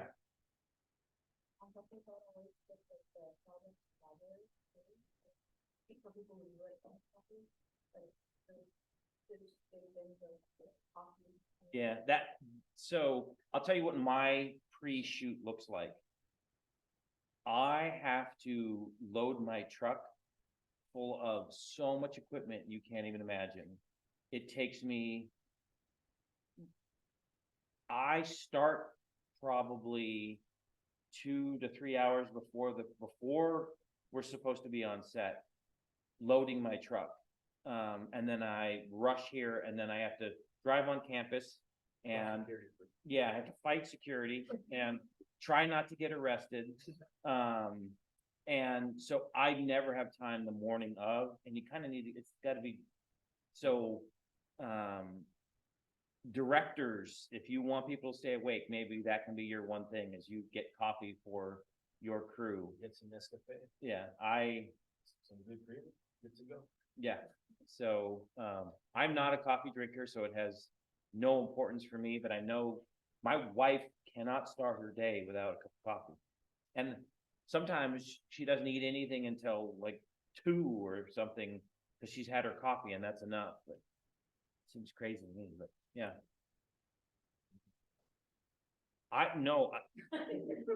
Everything I do is the night before. I ice the drinks the night before, I pack the food ahead of time, and I like to pre-package stuff. Now, for lunch or dinner, then we'll order pizzas or get sandwiches or burritos or something like that, for an actual meal. But the morning of, I can't deal with food. I have a gigantic list of things that I have to put together, and the producer's doing the manual labor, and unless people want to come and help me load my truck at my house in the morning, if a couple of you want to do that, then yeah, okay, I'll stop ahead of time and get some coffee and some other stuff. But yeah, that's difficult for me the morning of. Other things about shoots. Yeah, okay, let's talk about the schedule. And I'm gonna open up the class page. Those of you who are at home, you can go to the class page and see what we're looking at. But if you're on our class page, the production schedule is up. I update it every week, sometimes 2 or 3 times a week. And if you notice, last week's is grayed out. Yeah. Oh, okay. So this is week 2, September 8th. That's today's 8th, right? Yeah. So we're going to talk about jobs, procedures, technology, etiquette on set. We've done all of that. Now we're going to have our first pre-production meeting, and we're going to start doing that here. So that's the schedule for today. Next week, we're going to be talking about 3-point lighting and all the lighting basics. We're going to light a couple scenes. That'll be a hands-on, even though it's going to be on Zoom. For those of you who are at home, we're going to have to move the camera around because we're going to be handling equipment. The week after that is all about audio. We're gonna go through the audio equipment, and then we're actually probably going to, and I'm actually gonna wanna talk to you about this. I want to do an actual scene, from a movie and eliminate the audio and re-record it. So we're gonna have to practice, by doing all the Foley and all the ADR, automated dialogue replacement or looping. So we're gonna have to do that, and then either I or someone who wants to try it can then mix all of the audio together to redo the audio. We're also gonna film it because if you've seen the last few showcases, you can see how we cut it together, so you can see how we're doing the Foley and the ADR. So that is in 4 weeks, and at that point, we're going to start. If we don't have a project ready, we're gonna then go over the rule of thirds, 180-degree rule, and then we'll have a Steadicam lesson. But at that point, we're gonna start doing projects. The projects I know we have on the schedule right now, leaving is Jason's working title, and that's October 6th, possibly October 7th as well. Then we're gonna do Sophie's Southern, I'm sorry, week 7. Never Need a Lie, Ava? Never Need a Lie. That's gonna be Ava's project on October 13th. Then October 20th and 21st and 27th and 28th are Sophie's Southern Bliss. She might have to postpone some of her shoots if we have more projects than we can handle. But right now, those are her dates. Then we have Halfway to Heaven by David. That's the ghost comedy that I mentioned. Then we have week 11, 12, 13, we have no class. Week 14 and week 15 open for film projects. And I know that some of you have got your screenplays done. Before I can put them in, I need to see them and read them. And it's kind of the first come, first serve. So those who want to direct. The other thing that we need to talk about are actors. We have an acting class this semester, and there are several people who've expressed their interest in acting. So I want the directors to know those who want to act so that they can use those people who might fit their parts who are here. By the way, show of hands, those people who want to act. 1, 2, 3, 4, 5, 6, 7, 8, and 9. So there are several people, and I know some people who are in the acting class who I can already recommend because I've seen their work, because we're working on stuff every day, and I know that they're good. And people I know who have got a lot of experience. So I'm hoping we cast within when appropriate. But we need to start thinking about that. So this is pre-production. So now is what we're talking. Sophie's not here, so we're gonna hold off on hers. Jason is here. Jason turned in his script and last week, and he's a great DP. Not so much when it comes to the screenplay writing format. It's not that he's not creative, but there's a very particular format. And this is not the screenwriting class, but if we're going to be doing your project, everyone's going to see your script. It needs to be polished. I was an English teacher for 20 plus years, and so I'm going to make sure things are spelled correctly and there you have punctuation, but also follow the format. We are writing spec scripts, not shooting scripts. Directors, writers, do you know the difference? Jordy. So this is my big issue. I always write shooting scripts than specs because I overwrite. Spec scripts are very, very specific to. It has to be vague. If you have directions for the actors, it has to be vague. All that stuff. Shooting scripts is very, very specific. They're extremely specific. Yeah. Does that So make sense? Yeah, spec scripts are to sell the story. To tell and sell the story. You can only write what the audience can see or hear. You can't give motivation or say what a character's thinking. You can't, and actors, and there's some actors who raise their hands here, actors who've had any kind of training or any kind of experience are quite often offended when you tell them how they should feel or how to express emotions. So it's only what can be seen or heard.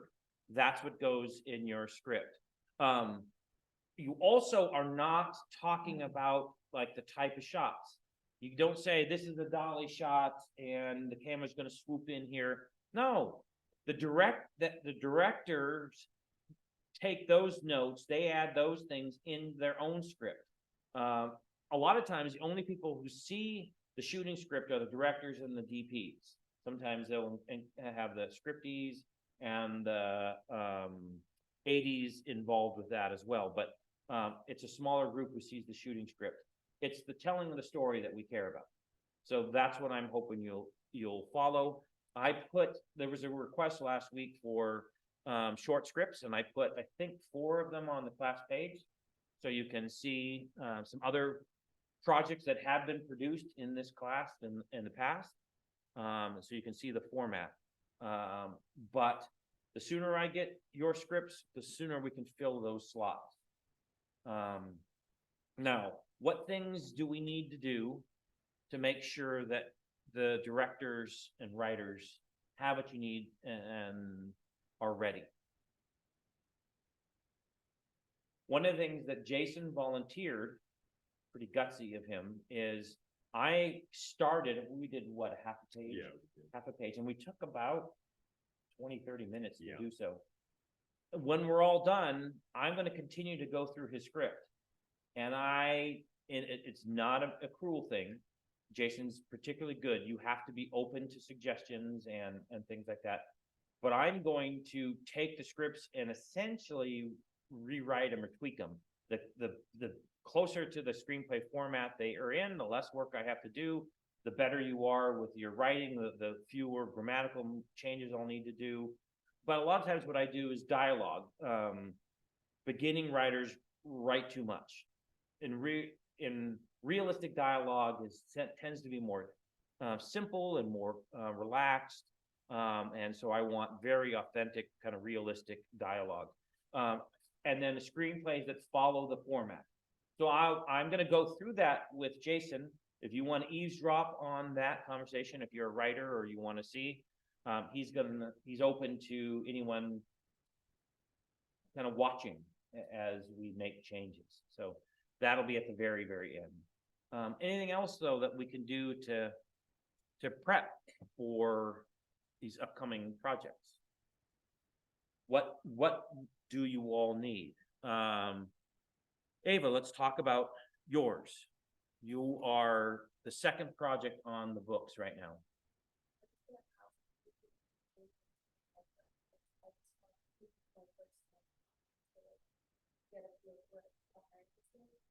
Okay, we need somebody on October 13th.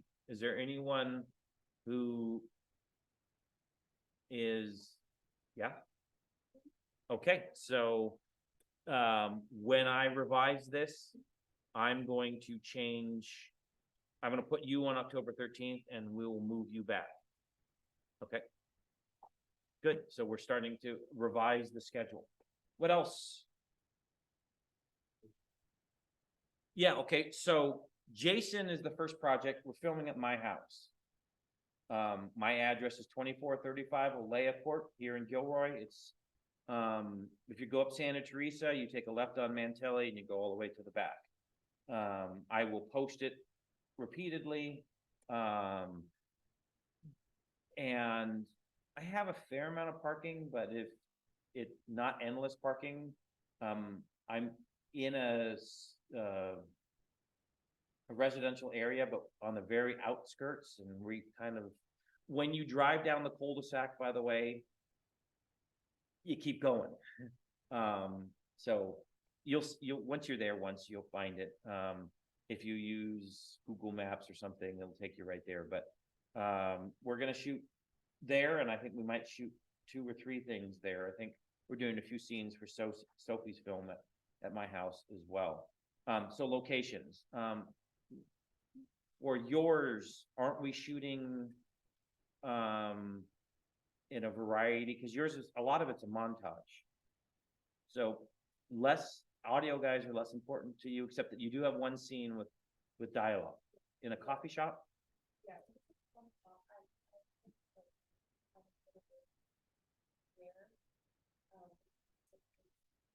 I need to be in on that. Do you want to create a coffee shop or a location on set here, or do you want to go to location? The reason why is, I don't know how many people we're likely to have, but if we have, say, 20 people on set and we're in a business that's open, businesses are not always really happy that you have a gang, unless we're all eating lunch there or something, and then it's cha-ching for them, but a lot of times they would prefer a small crew. So we have to figure that out. We are recording audio, and I think I mentioned last week that I used to love to shoot at First Street Coffee.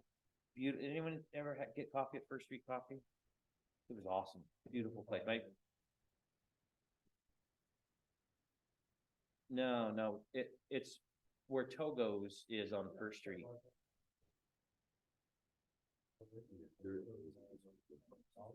He's talking about the double shoot. It's just. Oh, yeah. That's a tiny little Ace Hardware. It's right next door to a pet shop. Yeah. I think my wife cried a little bit when they closed. It was a favorite during COVID. But I was really sad because it was a beautiful place. I don't drink coffee, but it was beautiful, and they were very open to our productions being in there. The problem is it was really loud. There's a lot of really loud noises in a coffee shop. Espresso machines and refrigeration and all of that stuff makes a lot of noise. It might not seem like it, but film microphones are really sensitive. And a lot of times when you have a crowded scene, everyone's doing the walla walla. They're making noise and talking. They're doing that type of thing so that there's no sound. So you get nice clean sound on your subjects who are actually speaking. And then you add crowd noises in post. You can't do that in an open coffee shop. People really are going to be talking. There are going to be noises. So if that's the scene where you have audio, sometimes you want to pick a place that's a little more quiet. So those are things we have to think about. And then it's a lot of montage stuff. So it might be one of the types of projects where we don't need a big, I mean, if they're driving, how many people can be in the car? If they're in places where we don't need much of a crew other than maybe your DP, scripty, maybe you only need 2 or 3 people to help you. That's I did give your idea. No, I'm just kidding. So I'm just kidding. So anyways, these are all things that we need to think about. Other projects, David's not here, Sophie's not here, Jason is here. We're going to talk more about his later. You want to talk about yours?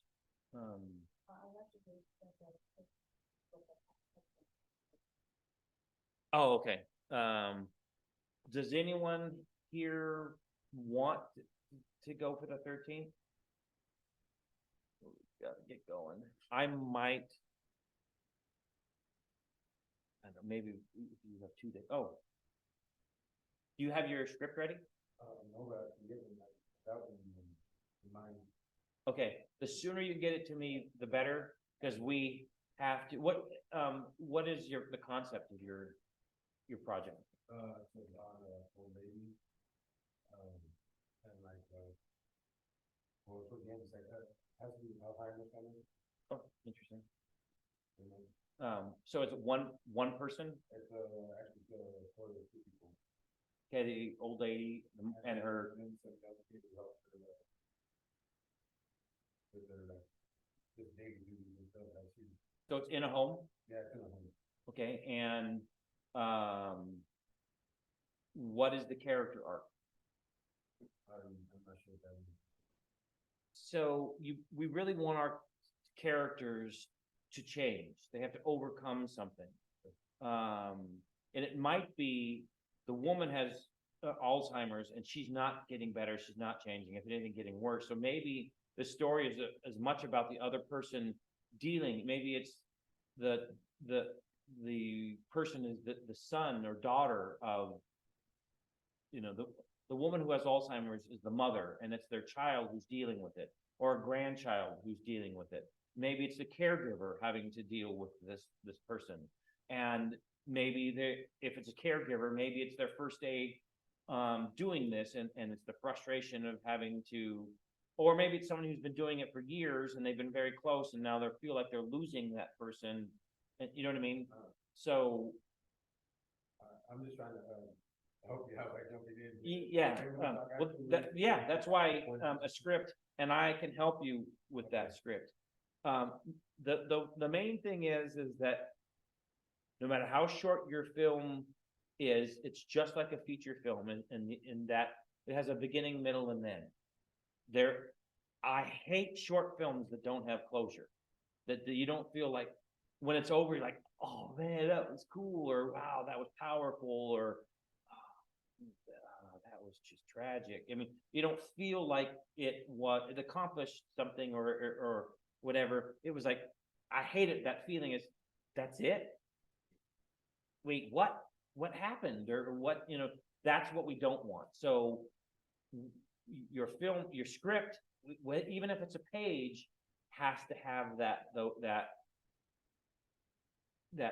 story and character arc. With work, it's like the old lady was like giving up on life, and she's basically giving up on life, and then the guy or girl that comes into her life, and then she like comes back, like makes a recovery from what. Yeah, except the problem about that is kind of false, because if someone actually does have Alzheimer's, it's a short term. I would make it less about the person with Alzheimer's and less about that person, more about the person who's dealing with it. And I don't know if you want it to be a child of the woman, or if you want it to be a caregiver, but that's the person who's having to deal with it. Do you know someone who's had Alzheimer's? Yes, I mean, my story is true, not a false story. Yeah. A lot of time, the people who have Alzheimer's don't even, I mean, as they're starting to get it, they realize, oh man, I'm starting to forget things. But eventually my wife's dad had dementia and he became a different person. I never met him because for the last couple years of his life, she wouldn't let me, because he was this great, funny, guy. And at the end, he had been a heavyweight boxer, and he was like 6'5", and he became mean and didn't recognize her, and he was a different person. And so I think it'd be more about her story, going to see your dad and he not recognizing her, not even knowing who she was. That seems more like the story than the person who's slipping away and changing. So, I don't know. I'll let you write it. No, it's a great topic.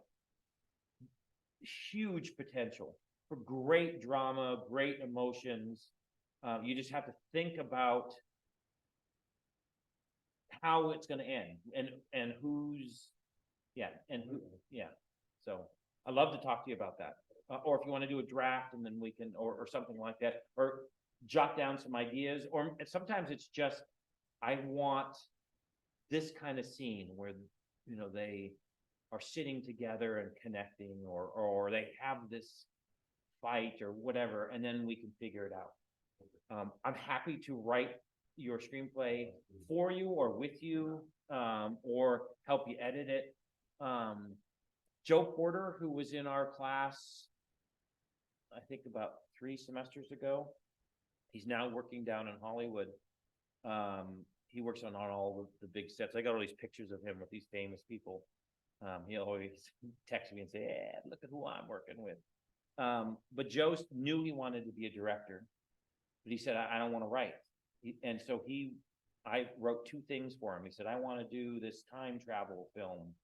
And I want to use my dad's, his dad had a 1940s car. And so I want that to be the time machine. And so he gave me these parameters. I wrote a screenplay, and then he directed it. So I'm happy to do that with somebody. I know some other people in here want to write. So if you want to write for someone else, if Alzheimer's, the topic, speaks to any writers in here, this might be a great opportunity. Even if you want to direct or write something for yourself, that's an opportunity. Love the idea. I would love to do that film. We just have to figure it out. Yeah. So, as a beginner writer, we have the issue that overwrites. Screenplays are not written drafts, but you tend to actually play that. The more you do it, the more you polish your work, the more you polish your work, the more those you get. I'm serious about that. It's real advice. Yeah, and I am the advice. I'm never going to say I'm attacking. I'm trying to help you polish your give feedback and help you. I've been a writer almost my entire life. My dad's a professional screenwriter and novelist, and he's written 35 books, plays. He's written like 40 screenplays. I've been around it my whole life. I love writing. I would love to help you through the process. Writing a screenplay is different. It's really, if you like writing and you've never done it before, it doesn't mean you can't be great at it, but the format is different. And a lot of it is just, you know, the thing that people want to do is they want to talk about how their characters are thinking or feeling. Can't do it. It's just it's not appropriate in a screenplay. You want to show how they are breaking down or how in love they are or whatever, but you can't write that. So anyways, it sounds confusing. It ends up being, it's my favorite thing to write. I used to write tons of short stories. I was even a musician and a composer, and I used to write music lyrics, and I don't know any of that anymore. Screenplay writing is the best. I love it, but different. I don't know what else. I really want, I'm gonna work with Jason on his script. We can start talking about yours, but I haven't read yours yet. I just kind of glanced through the first couple pages. So I'd love to read yours first. We can start any kind of pre-production stuff if you want. It does have something to say with my favorite, you want to say something. But sometimes that's not, but no, but sometimes that's intentional. Have you seen Sideways? I just gotta watch movies. In Sideways, spoiler alert if you want to see this movie, close your ears. In the very end of the movie, there's this woman that he very much cares about. They were together, and then his best friend lied about, so they fought and broke up, and he was coming back to see her. And the last thing, he knocks on the door and it ends. She doesn't answer the door. You don't know if they're going to get back together. It leaves it open-ended. And I think it's a brilliant ending. It's not a Hollywood ending, but there is closure. He's changed. He's stepping out of his comfort zone to go there and be with her. And so there is story and character arc. I think it's a brilliant ending. But a lot of people would watch it and would say, wait, what? what happened? And that's not what I mean. Um, end the film with intention, and sometimes you want to purposely leave it open for the audience to figure that out. So Stanley Kubrick does that a lot with his movies. It's just like, well, what does that mean? And you have to figure out what's behind it. yeah, yeah. So, anyways, I'll read it. I haven't read. I glanced through the first 2 pages, and I want to read the whole thing.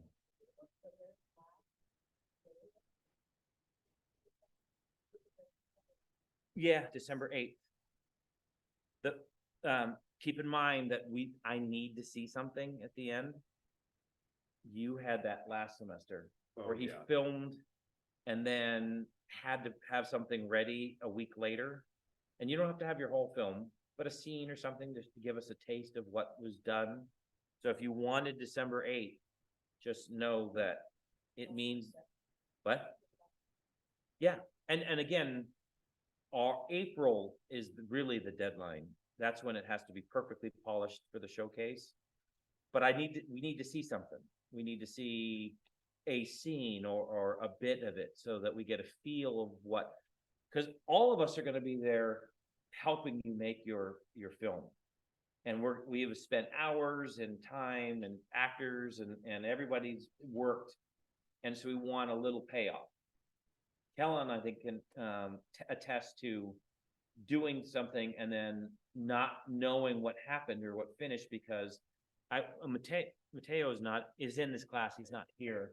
He did something last semester. Were you there for that shoot? The car? Yes. Yeah. No one has seen it. I edited it, but he did it. We shot it after the final exam, just because we had so many people wanted to film, and no one has seen that. And I'm waiting for him to come and give me feedback on my edit. But what? He didn't have the footage.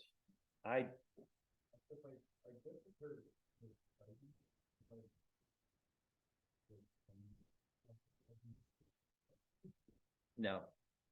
It was on my camera. I'm the only one who has the footage. So I have an edit for him, but I didn't direct it. So in fact, Sophie directed it. Yeah. Yeah. So the director hasn't seen it. The writer hasn't seen it. So the class spent time working on this film and no one has seen it. And yeah, it was so one of the films, this was the last film pushing it in time. 2 guys are getting out of, I thought it was class, and they're going up to the parking lot. It was at the Hollister, the Briggs building. And they're on the elevator and they're talking about one of them's a car guy and he was excited about his car. And the other one, Mateo, who played the part, said, cars, who gives a crap about cars? They get you from point A to point B. And then the elevator doors open and they're on the top floor of the parking lot, and they're all these super cool cars. And so it's kind of a car video. We've got great footage of all these great cars, and we cut it in a way that it looks really cool to music and stuff. And then he's converted at the end. He just loves it, and so that's the film. And so no one has seen it. It's right there on my computer. So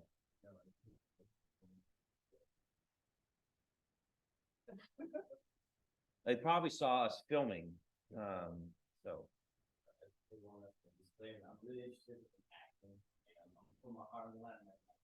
I've got his reel, by the way.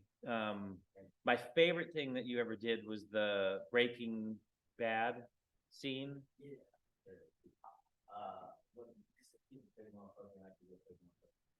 So listen, I'm feeling my broke things into the right song at the right time, with the right script. I'm trying to stop. Okay? Seriously, method this shit. I don't give a fuck. Let's turn my broken part into art. Let's do it. I'm really in. Yeah. Yeah, so we do have more, there've been semesters where we have no actors on campus. I'll say anyone want to volunteer? People are, what? I know, I'm just saying that I've had to go and hire all of our actors. This semester, we have some really talented people who really want to be in front of the camera. So directors, think about the characters you have and does anyone fit that look, that type of character that you're looking for? Because I think we have some really talented people. Let's do this. I am going to put a page that says people who want to act. And how about you, if you're interested, put a headshot and your contact information. Or say, if you don't want your contact information up there for whatever reason, say, feel free to reach out to Grant and then I can reach out. So if you don't want your number because you're so pretty and handsome that people are going to hit on you, I can reach out to them. But at least get your headshot up there so that they know these are the people. As soon as you can, get me a reel so that, I mean, some people have reels, some people are in the acting class, and we'll start to have their monologues up so that you can see what they can do. But that way, you'll some of the actors, you'll know that they're there and are interested and willing to do it. Other things about the projects? Yes. Where's that to put this? To me, I'm On email or like? yeah. Email it to me. PDF is great. I only write on Final Draft, and if any of you write on Final Draft, that makes it so much easier. Final Draft is the industry standard for screenwriting. It's not cheap though. I think it might be a couple $100 or whatever, but it's a really cool program. Not only does it format everything for you as you're typing, it just kind of does it, but when you're done and you say you're done, it copyrights your screenplay so that if you give it to anyone, you can sue them if they steal anything. It can read, you can assign voices to characters, it can read the screenplay back to you, and it does all kinds of really, really cool things. It can storyboard, it can shot list, it can do lots of really cool things. You don't need it. Google Docs has a screenplay so you can do it and it doesn't format it for you, but it helps you format, and it's free. So if you have a Google account, check out Google Docs. Somewhere in there it has screenplay, and that's actually what I read the most. Eventually you're going to need to send it as a PDF, no matter who you send it to. But if you do it on Google Docs and then you make me a contributor, I can fix typos or make little changes, or at least suggestions in the margins or whatever. So yeah, good. I've not used it, but and it's free. Yeah, so Writer Duet is another possibility. Yeah. I feel like the energy's waning. Yeah, what time is it? It's 12:15. Oh, it's lunchtime. Yeah. Oh, at home. Any questions before I log off? Okay, thanks, Leah and Kyle. Email me questions if you have anything, and thank you for joining. Bye.